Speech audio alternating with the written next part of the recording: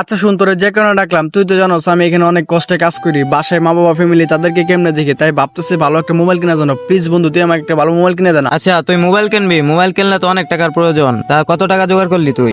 এই জোগাড় করছি 20,000 টাকার মতো হবে আর কি। 20,000 টাকা তো ভালো মোবাইল পাওয়া যায় না। কেন 20,000 টাকা কি টাকা না? 20,000 টাকা দিয়ে তো অনেক ভালো মোবাইল পাওয়া যায়। আমি জানি না দেখে তোর কাছে আসছি। প্লিজ বন্ধু, তুই আমাকে ভালো মোবাইল কিনে দে, আমার খুব দরকার। আচ্ছা সমস্যা নাই, তুই আমার সাথে সন্ধ্যার সময় দেখা করিস পরে। তুই আমার কালকে সন্ধ্যার সময় জানাবি, ঠিক আছে? আমি তোর অপেক্ষায় রইলাম। আচ্ছা ঠিক আছে।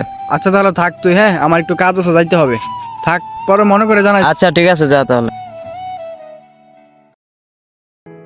আচ্ছা ভাই, তুমি না বলছিলে একটা মোবাইল বেচবা? হ্যাঁ মোবাইল বেচমু। হ্যাঁ, এখন মোবাইলের একটা কাস্টমার পাইছি, ঠিক আছে? এখন মোবাইলটা সেল দিতে হবে আর কি। তা মোবাইলের সমস্যা তুমি তাকে জানাইছো? আরে মোবাইলের সমস্যা এটা আমি বুঝাম, তো এটা তোমার বুঝতে হবে না। পরে কিন্তু এটা আমি যাইতে পারবো না, কখন নিবো না, ঠিক আছে? আরে না, তোমার কিছু বোঝা লাগবে না। এই কথা তো সবসময় মন থাকে, ঠিক আছে? আর মোবাইল বিক্রি করতে পারলে তো এটা আপনারও লাভ আমারও লাভ, ঠিক আছে না? আপনিও কিছু পাইলেন, আমিও কিছু পাইলাম। আচ্ছা ঠিক আছে। আচ্ছা ঠিক আছে, এই কথাটা যেন মনে থাকে। আচ্ছা তোমার কাছে তাহলে আমি একটু পরে আসতেছি, ঠিক আছে? ভালো থাকেন, আসসালামু আলাইকুম। আচ্ছা ঠিক আছে, ওয়ালাইকুম সালাম। শ্যামগো তোমার শোনে, শ্যামগো তোমার শোনে, একেলা পায়াছি রে শ্যাম, একেলা। আরে আরে সারোয়ার, গাছ হইছে, সারোয়ার কি অবস্থা? পোকামাকড় সব খায় ফেলতেছে, ওষুধ দিতে হবে। আরে বন্ধু কি অবস্থা? ভালো, কি করতেছস? আরে আর বলিস না, কাজ করতে করতে আমার জীবনটা শেষ। তা কি কিসের জন্য, আর কি দরকার নাকি? হ্যাঁ, এখন তোর সাথে কথা ছিল আর কি।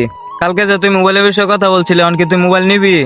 হ্যাঁ মোবাইল নিমু দেখি তো তোরে বলছি আমি। মোবাইল নিমু না মানে, মোবাইল কি সত্যি ভালো হবে না? হ্যাঁ ভালো হইব, সেট ভালো হইব, অনেক সমস্যা। আচ্ছা আচ্ছা ঠিক আছে, চল গিয়ে ভাইয়ের সাথে কথা বলি। মোবাইল দেখিস এবার, তোরে বিশ্বাস করে কিন্তু মোবাইলটা নিতেছি। প্লিজ আমার ঠকাইস না, আমি তো অনেক কষ্ট করে টাকা জমাইছি মোবাইল কেনার জন্য। আরে তুই কি আমারে বিশ্বাস করস না? বিশ্বাস করে দেখে তো তোর কাছে আসি, নয়তো অন্য কারো কাছে যাইতাম। আচ্ছা চল, সমস্যা নাই, ভাইয়ের সাথে গিয়ে কাজটা কথা শেষ করে বলি, চল। আসলে তুই যা, হ্যাঁ? আচ্ছা ঠিক আছে। আল্লাহ জানে কি হয়, জানি কপালে। যাই হোক, আল্লাহ ভরসা।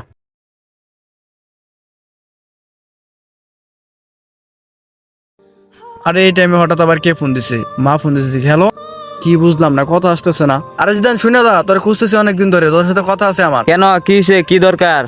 তুই যে আমার মোবাইল কিনেছিস দুজন হিসেবে, ভাই একটু কোনো চালাইতে পারি না। ফোন দিলে মোবাইল বন্ধ হয়ে যায়, মার সাথে ঠিক মতো কথা বলতে পারি না। দেখ তুই আমার সাথে আমার প্রতারণাটা করতে পারলি, তোরে বিশ্বাস করে আমি মোবাইলটা নিছিলাম। এই কাজটা আমার সাথে কেমনে করতে পারলি? আরে না দোষ, আমি তো তোর ভালো দেখেই মোবাইল দিছি, তুই মনে চাইপা আমি পায়রা নষ্ট বানাইছস না আমারে বলতাছস। আলো তাহলে 2 দিনে 20,000 টাকা মোবাইল 2 দিনে শেষ হয়ে যাইবো? সাথে মিথ্যা কথা বলে তুই আমার সাথে টাকা খাইছস, তুই আমার সাথে প্রতারণা করছিস। কেন? আমি কি তোর বন্ধু ছিলাম না? তোর খবর আছে, বুঝে রাখিস। আরে ওইসে যা যা দেখাম না। আচ্ছা যা, ঠিক আছে। আমি গরিব মানুষ দেখে তুই আমার সাথে এমন করছিস না, আল্লাহ তোর বিচার একদিন করবে ইনশাল্লাহ। দেখবি পরে তুই আমার সাথে পস্তাবি। যেটা বানানোর একটা উদ্দেশ্য, আমাদের সমাজে কিছু আপন মানুষ নামক দালালদের হাতে প্রতিনিয়ত সাধারণ মানুষ হেরে যাচ্ছে, তাদের কাছ থেকে টাকা পয়সা লুটে নিচ্ছে। একটা কথা মাথায় রাখবেন, আপনের চেয়ে পর ভালো, 3 বেলা খাবারের চেয়ে 1 বেলা খাওয়া ভালো। তো ভিডিওটা বেশি বেশি শেয়ার চাই। ধন্যবাদ সবাইকে, ভালো থাকবেন, আল্লাহ হাফেজ।